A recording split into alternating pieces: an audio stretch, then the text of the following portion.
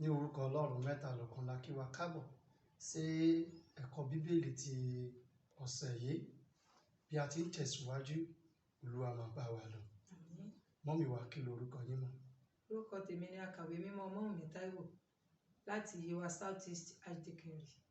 Àǹtí wa, kí lorúkọ Orúkọ yín? tèmi ni Kemi Oyinlade láti South East Archdeaconry.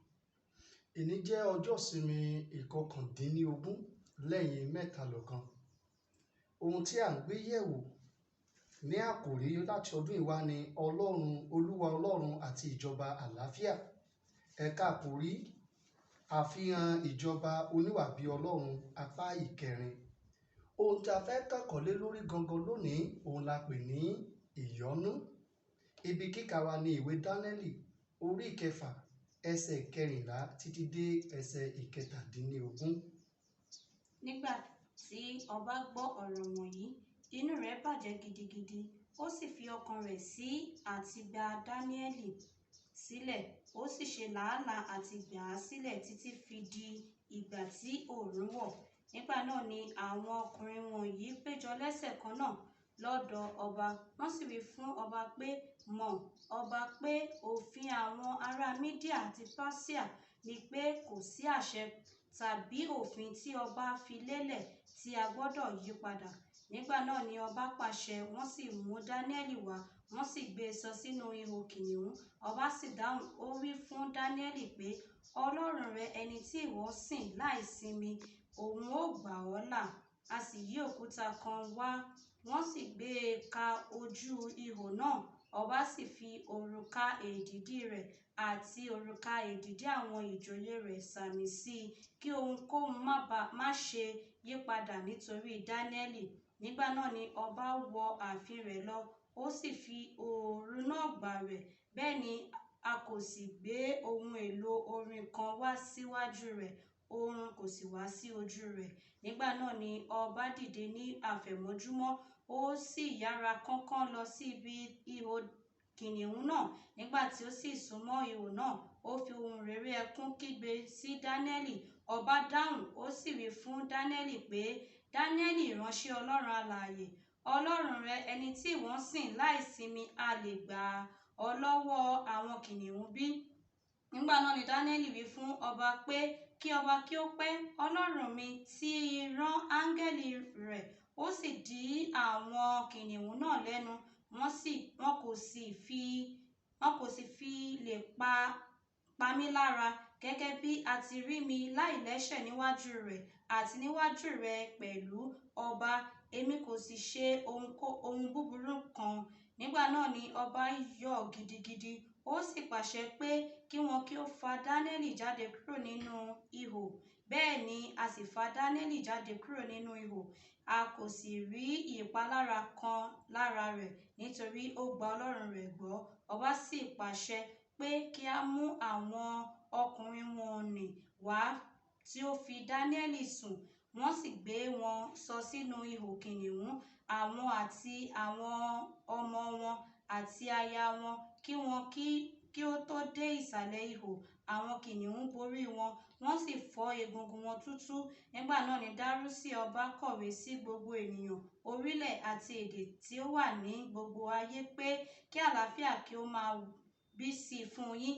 Mo pàṣẹ pé ní gbogbo ìgbèríko ìjọba mi, kí àwọn ènìyàn kí ó máa wárìrì, kí wọ́n sì máa bẹ̀rù níwájú Ọlọ́run Dáníẹ́lì, nítorí pé òun ni Ọlọ́run alààyè, òun sì dúró láéláé, àti ìjọba rẹ̀ èyí tí a kì yóò lè parun ni, àti agbára ìjọba rẹ̀ yóò wà títí dé òpin.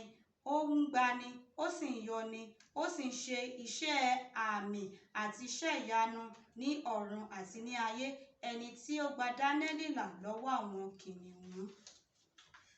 Ọ̀rọ̀ Ọlọ́run ni a ti gbọ́ yìí. Ẹ jẹ́ á wo èròǹgbà wa láti jíròrò lórí ìyọ́nú gẹ́gẹ́ bí ìwà rere àti adarí tí Ọlọ́run yàn láti ní, láti sọ ipa tí ìyọ́nú ní lórí adarí àti àwọn tí à ń darí. Ẹ jẹ́ á lọ sí ìfáàrà. Ohun tí ó dára jùlọ ni kí adarí fi ìyọ́nú hàn sí àwọn tí ó ń darí. ní àkókò ìpèníjà. Ṣóyé wa? Ìyọ́nú ní ipa láti ní òye kí a sì ṣe àjùmọ̀pín ìmọ̀lára ẹlòmíràn. Ó jẹ́ gbígba ipò ẹni tí ìpèníjà tàbí ìjìyà dé bá.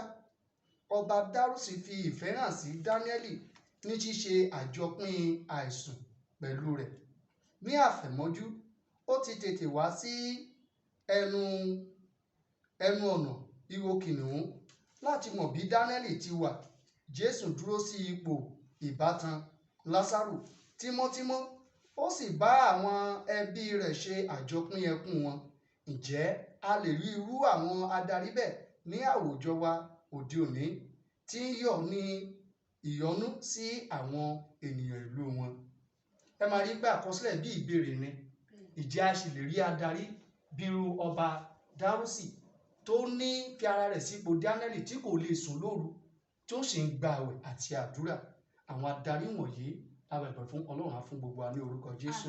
Ẹ jẹ́ ká lọ sí atọ́nà ìjíròrò wa láì fi àkókò wa ṣòfò.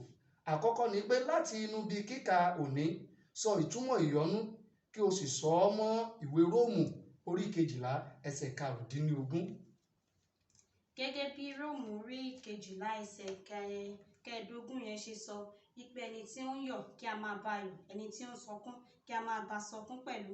Ìyọ́nú túmọ̀ sí níní ìmọ̀lára àti ìfẹ́ sí ọmọnìkejì, fífi ara ẹni sí ipò tí ọmọnìkejì ẹni wà, láti ní ìyọ́nú sí i. Hallelujah. Ẹ ṣé àǹtí wa. Bẹ́ẹ̀ ni, kéènìyàn kó fi ara rẹ̀ sípò ọmọlàkejì, kárí pé ohun kan lájọ ṣe kíni, lájọ ń là kọjá. Ẹ jẹ́ á lọ sí ìbéèrè kejì.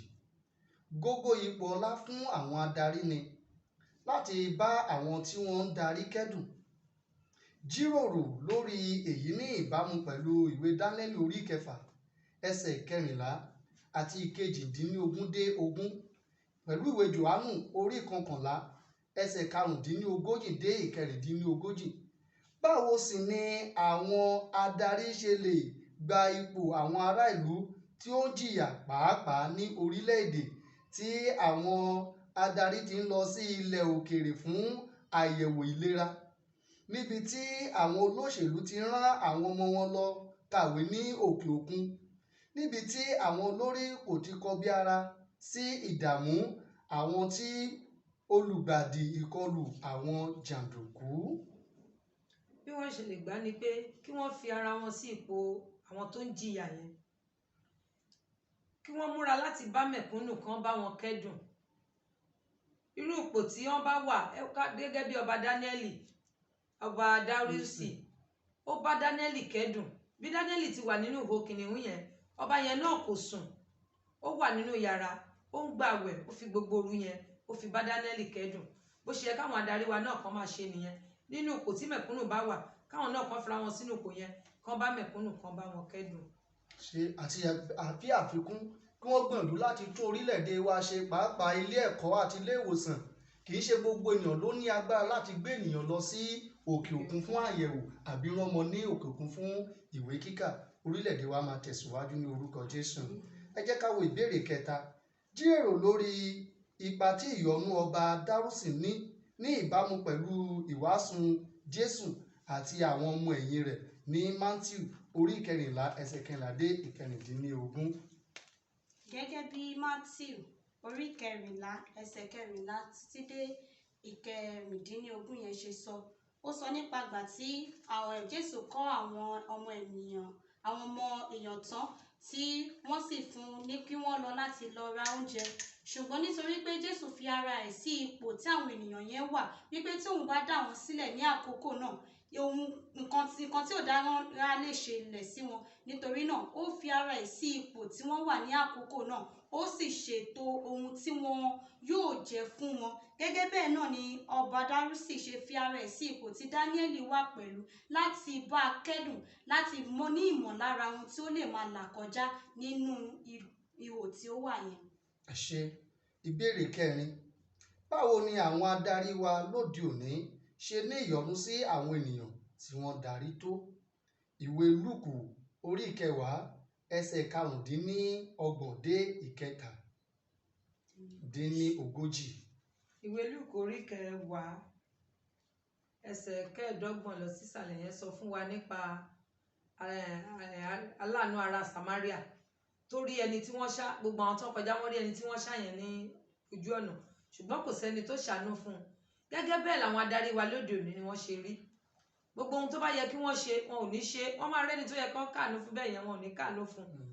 Ìwé Lúùkù dẹ̀ sọ fún wa ní Lúùkù orí 7 ẹsẹ̀ 12, ó ní gbogbo ohun tí a bá ń fẹ́ kí ènìyàn kí ó ṣe fún wa, ó ní bẹ́ẹ̀ ni káwa náà ká ṣe fún èèyàn.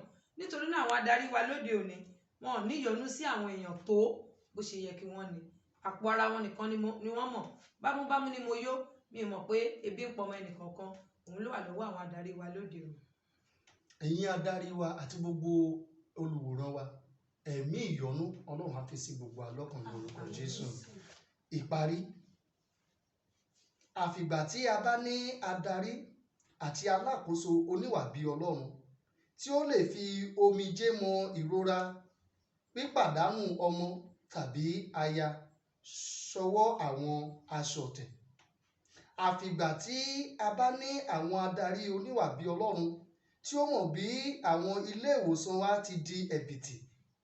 Àfìgbà tí a bá ní irú àwọn adarí tí ó ní òye ipa ìdaṣẹ́sílẹ̀ nípasẹ̀ àwọn ọmọ wọn ní àwọn ilé ìwé, àti ìgbà tí a bá tó ní àwọn adarí tó mọ ohun tí ó túmọ̀ sí láti dákú ní ọ́fíìsì, òṣìṣẹ́ fi fẹ̀yìntì títí di ìgbà náà, ìjìyà àwọn ará ìlú tí kò rọ́wọ́ kórílé máa ń tẹ̀síwájú. Kí Ọlọ́run gbé àwọn adarí tó ní ìyọ́nú tí ó sì jẹ́ oníwà bí Ọlọ́run dìde fún wa ní orúkọ Jésù. Àmín. A bẹ̀bẹ̀ fún àwọn adarí tí ó ní ìyọ́nú, ká mọ ohun tá à ń là kọjá, ká mọ̀ pé àwọn èèyàn dákú lọ́fíìsì o. Àwọn èèyàn fẹ̀yìntì, wọn ò máa rí owó fẹ̀yìntì gbà. Oríṣiríṣi ló ń ṣẹlẹ̀ nítorí pé àwọn adarí wọn ò ní ìyọ́nú. Láti òní lọ gbàdúrà ẹ̀mí ìyọ́nú á wọnú yín. Àmín. Fún ìrònú, gbogbo ipò ọlá fún àwọn adarí ni láti bá àwọn tí wọ́n ń darí kẹ́dùn. Pàtàkì fún àwọn adarí ni pé láti máa bá àwọn tó ń darí kẹ́dùn. Kì í ṣèrú bámbámú ni mi ò yó, mi ò mọ̀ bí ebi pọmọ ẹnìkan kan ló yẹ kí ẹ máa lò. Ẹ já wo àkọ́sórí wa. Ìwé Róòmù orí 5 ìwé Róòmù orí 12 ẹsẹ̀ 15. Ẹ já jọ kà papọ̀. Àwọn tí ń yọ̀ ẹ máa bá wọn yọ̀, àwọn tí ń sọkún ẹ máa bá wọn sọkún. Ní orúkọ Jésù, ayọ̀ ni ó jẹ́ ti gbogbo wa. Àmín. Ẹ jẹ́ kí a gbàdúrà. Ọlọ́run tó pọ̀ nípa àti agbára, a gbé ọ̀gá fún ẹ̀kọ́ Bíbélì tí ọ̀sẹ̀ yìí gbọ́ ọpẹ́ wa. Àmín. Àwọn ọmọ rẹ bẹ̀bẹ̀ fún ẹ̀mí ìyọ́nú, Olúwa fi sí ọkàn wa, Àmín. fi sí ọkàn àwọn adarí wa. Àmín. Jésù Kristi Olúwa wa. Àmín. Àmín. Àmín lórúkọ Jésù.